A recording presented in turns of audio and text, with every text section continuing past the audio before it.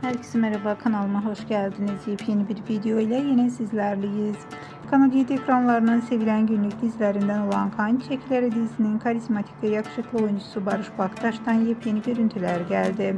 Baktaş birbirinden muhteşem görüntüleri sosyal medya hesabında hayranlarıyla paylaştı. Biz de bu fotoğrafları sizlere sunuyoruz. Umarız videomu beğenirsiniz.